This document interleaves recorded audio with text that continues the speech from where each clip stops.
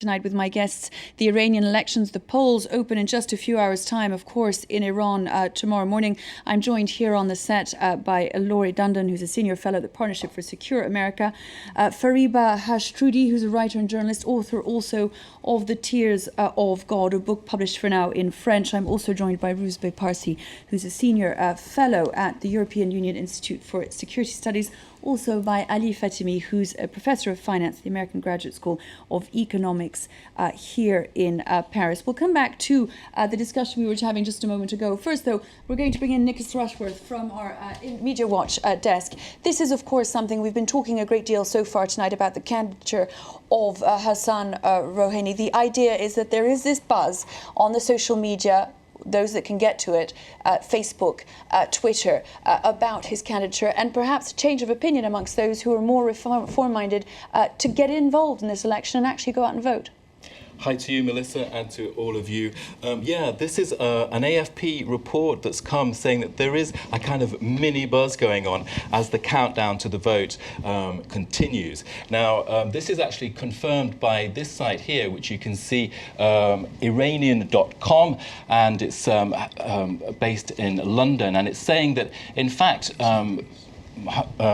Rouhani had already been getting 63% of support on Twitter at the end of May, and his hashtag Rouhani is the #2 hashtag for this election discussion, and next to Iran itself. So there is, according to AFP, a buzz for him. The question, though, is really, as you said, what is the whole issue of connectivity in Iran? Is this really a subdued election in terms of social networks? Certainly it is compared to 2009 with the events then. Let me just go to Rouhani, the hashtag there. You can see there's some activity, but I've been looking the last few minutes and not very much really. We have been looking too on our Observer's site about this whole question of can you get into Twitter, can you get into Facebook? And one of the observers from Iran, if I can see there, you can see the site, access to this site denied. Now, the Observer is there, we can scroll down, got a video showing basically he cannot get into anything. The connectivity is absolutely horrendous. He's trying and trying and trying over again, and the thing turns round. So there's this whole issue about, yes, if there is a mini buzz now, it's very in a short time frame, but really, is there anything going on any kind of scale that we are used to talking about? But of course, this is because, as you mentioned, it was in 2009 that Twitter and Facebook and all the social media websites had played such an important role in getting people out. So clearly they will be carefully controlled. There is Google also saying that there have been efforts to hack into the accounts of tens of thousands of Iranian users in a bid to influence the vote. So not only are sites being controlled and internet access slowed down, but there have been actual attempts to hijack the accounts of people. Well, Iran has had a cyber police force since 2011. It's listed in the top 5 of enemies of the internet by Reporters Without Borders. Look at this piece in the Telegraph, and also similar in lots of papers around the world. There you can see the headline, "The Iranian Election, Google stops attempts to hack tens of thousands of Iranian users." Now, what's happened there is that the Google blog explains it very clearly, that people who have been signing up to internet when they can get through, they'll get a fake Google email saying, "Do your account maintenance, fill in this form and we'll update your account maintenance," and they do, and that's a fake page. And is it going to the cyber police? So that's what Google is saying. Thank you very much indeed, Nicholas Rushworth, for the look at that. It is perhaps then no surprise, really, given the importance of the social media last time, that this time it should be being so carefully controlled. Well, actually, I think that picks up on theme right where we left off. We've been talking about the structural tensions within wanting to get public support, public engagement, and yet structurally the Supreme Leader and the establishment not wanting to allow a maverick or anyone uncontrolled to actually make it to the final choice. We've looked at the structural elements of how that's happened over time, but we're dealing with a very specific context in this election, which is the wake of 2009, the surprises that brought, the Supreme Leader not wanting to be caught off guard now, having put in place redundancies, both with the election law passed earlier this year and trying to create additional layers where there will be monitoring by heavily vetted and carefully identified representatives chosen through the thread connected to the Supreme Leader, and additionally preparing security forces, preparing all sorts of people to be in place to prevent the escalation of response like they saw last time. So this is all a bit set in the context of post-2009. I just want to get back one word. When I say North Korea, I insist on that. Because in North Korea, one man rules. In Iran, one man rules. But here, in North Korea, there is most probably no constitutional right. But this man, Mr. Khamenei, can overrule the parliament. He can overrule everyone. He appoints everyone. He commands the army. His word is law. He has a power that the Shah of Iran never could dream of. In other words, Iran has never seen a ruler like him since the Mongol invasion. I mean, this man is brutally ruling the country. And when I say it's North Korea, I defend that position. It doesn't mean have to be exactly the same, but as far as one-man rule dictatorial is concerned, there's no difference whatsoever.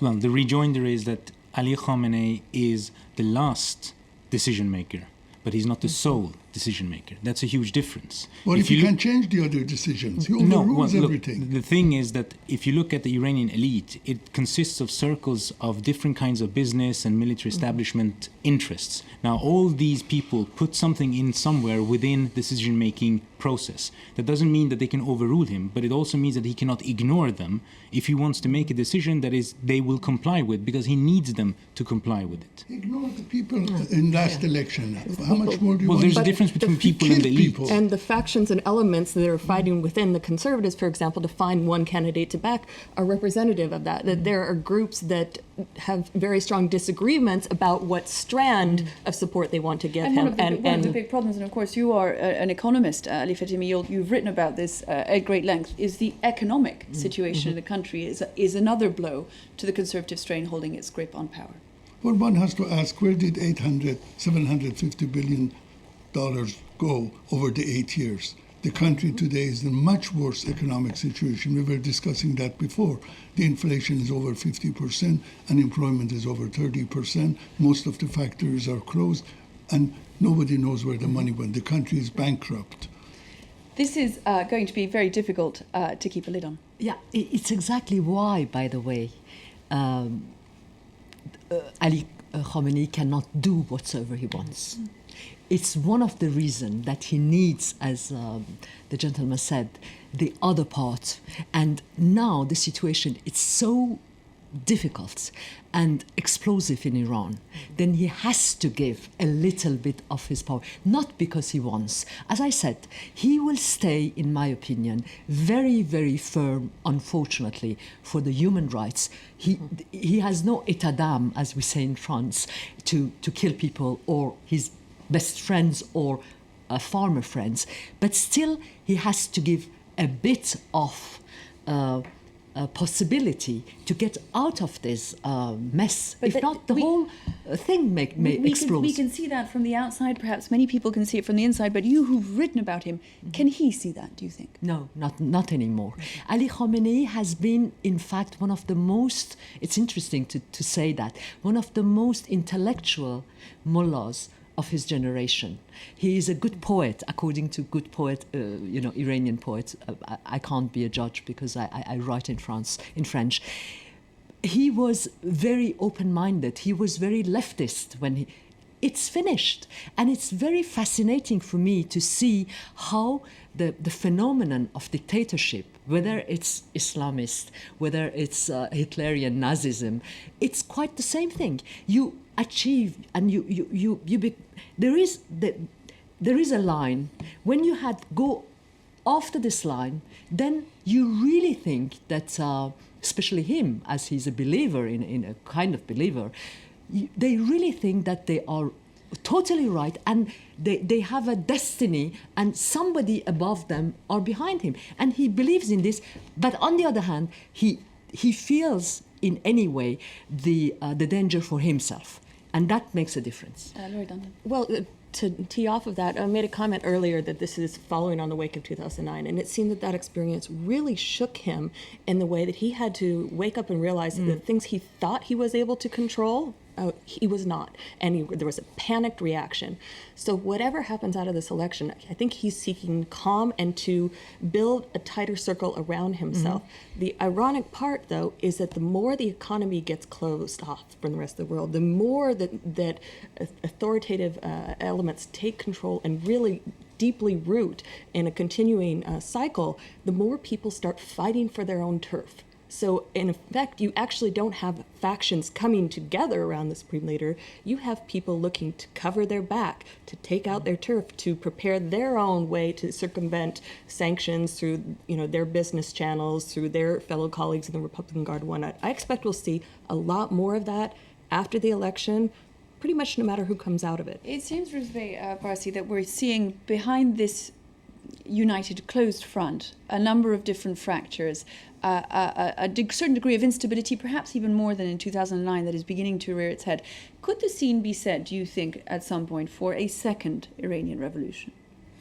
Well, I think if we compare with 1979, where you had if you will, a proper classical revolution, I think the situation today is very different.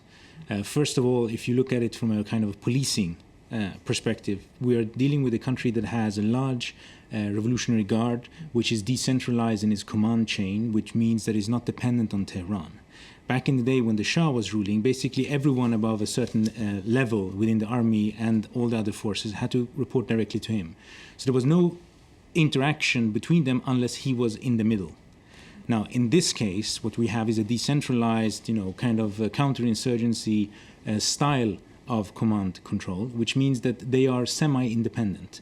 That means that you will probably not see that kind of revolutionary situation for the simple reason that they cannot collapse. Now, the other reason why you probably will not see a revolutionary situation is because the system still has enough nuances that you're not getting to the point where you have black and white. There is either with us or with them.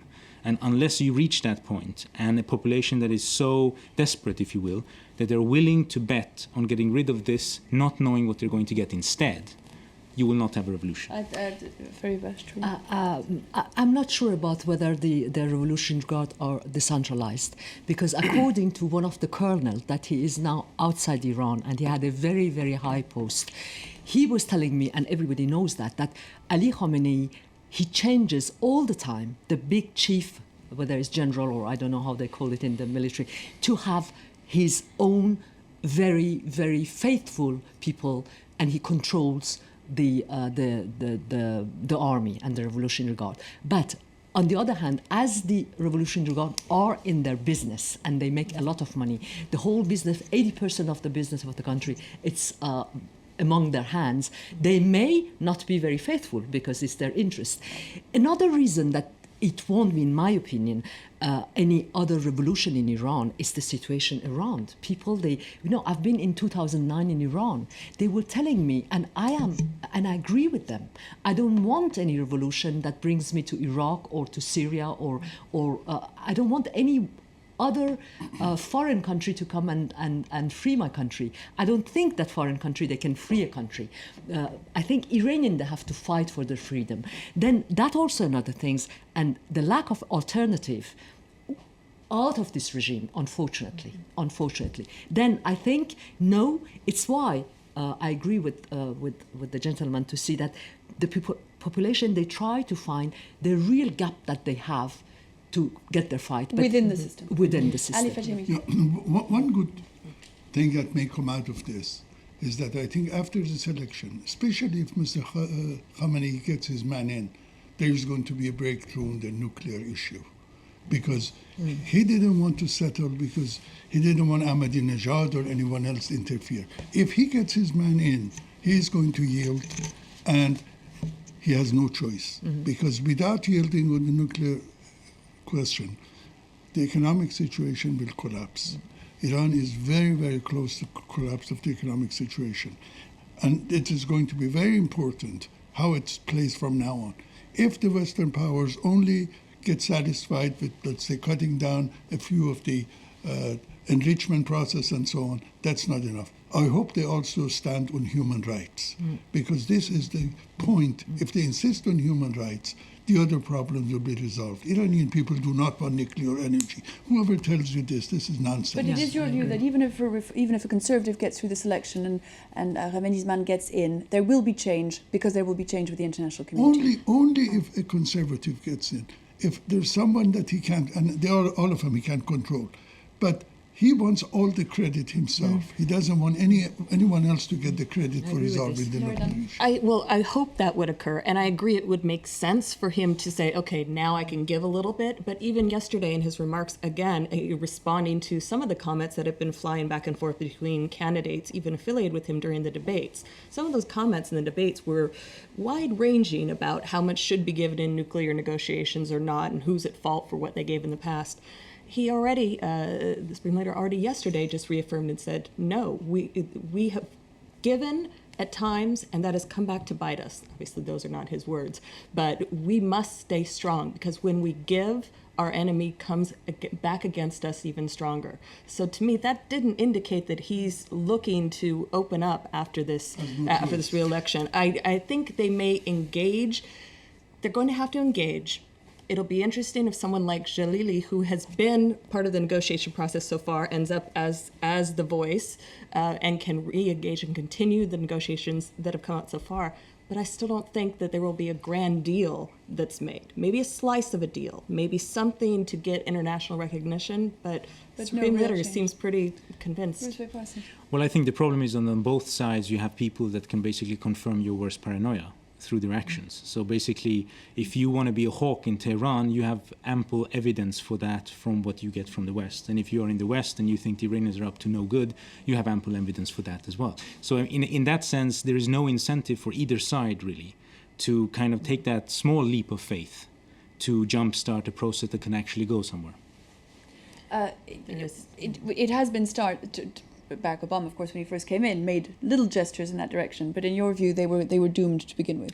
Well, they were not necessarily doomed, but I think we have to remember that after over 30 years of enmity between Iran and the U.S., kind of opening up for diplomacy during 2 months, while at the same time ensuring that you have further sanctions, is not really that much of an opening. And we've had a discussion about things like this before, where we talk about the fact that even if you get to a negotiating table, let's say a few months after the new president gets into place, and even if the West comes and says, okay, here's a deal, we're going to throw some incentives out there and hope that we can all get to a good place, you can't necessarily lift or remove or unravel all sorts of sanctions and sticks and rhetoric that has been put in place quite so fast. It's unfortunately very frustrating, because it just doesn't happen overnight. So you have a difficulty with the animal of itself. We're imagining the situation, of course, where a conservative should win the election. Ali Fatemi, imagining that Hassan Rouhani gets the backing of the reformers, the moderates, that his campaign goes from strength to strength, that there is a second round that he is allowed to go through, that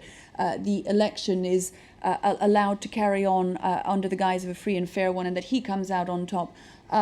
Won't that revive all of the opposition forces in Iran, and won't it push them and indeed allow them to force real change? I doubt it very much. I think this system cannot be repaired. I believe that there has to be a change of regime in Iran if this country is going to survive. Not just a change of president. Not exactly, because Khatami was there for 8 years. He was much stronger than Mr. Rouhani would ever be. And his answer was at the end that I have no authority.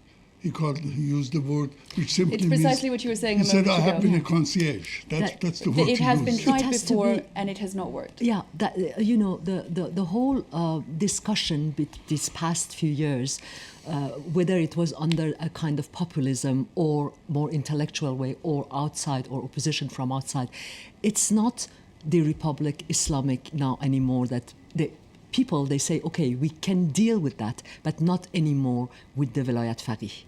And within the system, it's also the same thing. And now it's why I think that Khamenei may give some credit to West, as I told you, for the nuclear issue, to say, okay, you want to discuss, you have to discuss with me.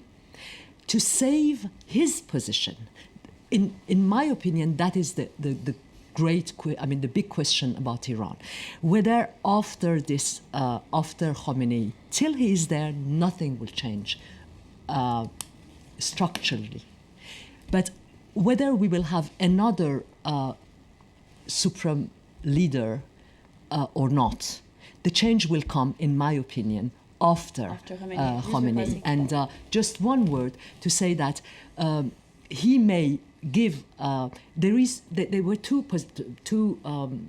let's say, kind of possibilities for the people inside the power in Iran. Ahmadinejad was following a kind of model as a Putin model. You know, he wanted to have a coup d'etat by the Revolutionary Guard and to become a new Putin of Iran.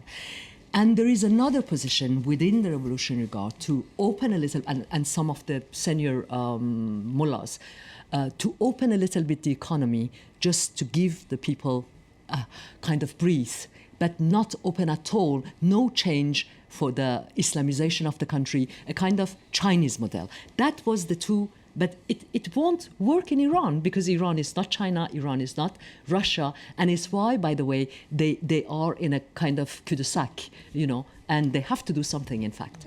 Well, I think, you know, we have to also remember that Khatami came in against all odds, and he managed to do much more than anyone actually thought he could. Afterwards, people were disappointed that he didn't do more, but yet the things that he did were the things that everyone then built on, and for which everyone is nostalgic about once Ahmadinejad came into power. So yes, it is not the kind of radical change that quickly satisfies everyone's needs, but it's a dripping on a stone in order to change something within what the system can tolerate. And until you have an alternative that is plausible and feasible, that is what people can hope for. So it is your view then, I imagine, following that through to its logical conclusion, that should Hassan Rouhani win, and should he prove to be the sort of moderate reformist that people would wish him to be, those that are likely to go out and vote for him tomorrow, that it would allow to a certain degree of change within the system? I think so. That's at least the reason why people are voting for him. They hope for that. And I think the system could tolerate it to some degree. One can only hope for that. And otherwise, of course, maybe. the dialectics, if you will, of a revolution is that at some point there will come a breaking point. You know, at some point the way they're going about narrowing down the base of the elite cannot go on. And you already see criticism of that from within the system, that, you know, we are in a sense making ourselves more vulnerable and fragile, paradoxically, as we think that we're tightening our grip on 2009 power. was a reminder. Yes, and the supreme leader, when he dies, the question, of course, will be whether there can be a committee rather than a single individual, exactly because he has so much power institutionally. Laurie Dunham.